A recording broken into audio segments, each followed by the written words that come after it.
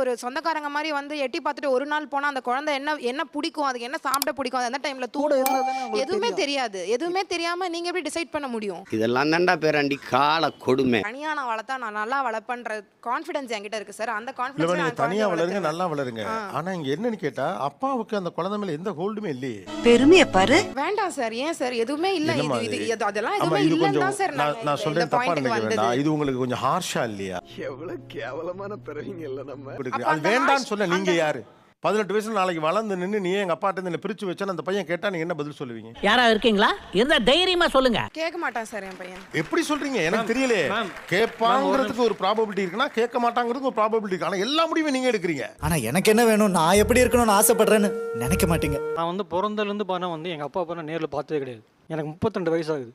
என்னடி இது? எனக்கு கல்யாணம் பண்ணதுக்கு அப்புறமா எனக்கும் என் ஒய்ஃபுக்கும் நடுவில் வர சண்டையில் அந்த பொசிஷனில் பார்த்தா நான் வச்சு பார்க்குறப்ப எங்கள் அப்பா அம்மாவுக்கும் இந்த மாதிரி சண்டையில் ஒரு வேளை தப்பாக முடிவெட்டாங்களோ. இப்போ இந்த டைமில் பார்த்தா நான் அவரோட ஒப்பீனியன் கேட்கணும்னு சொல்லி நான் பார்க்குறேன். நீங்க இப்போ கூட அப்பா சந்திச்சது இல்லையா? அவர் ஃபேஸ் கூட எப்படி இருக்குன்னு எனக்கு தெரியாது.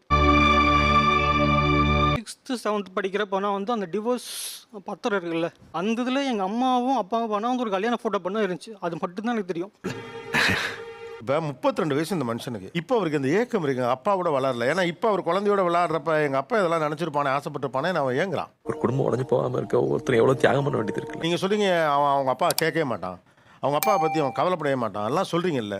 அப்ப நாளைக்கு இப்படி வந்து நின்னானா அப்ப என்ன செய்யறது? சார் நான் என் பையனுக்காக நான் இன்னொரு ரீமேரேஜ் பண்ணுவேன் சார். அவனுக்கு அந்த சைல்டுஹுட் கொடுப்பேன் சார். அவனுக்கு ஒரு அப்பாவை கொடுப்பேன் சார். இதெல்லாம் கண்ட்ரி பொருட்டுங்க. இதெல்லாம் என்ன சொன்னாலும் திருந்தாதுங்க. மறுமணம் செஞ்சுக்கங்க, அது உங்க சாய்ஸ்.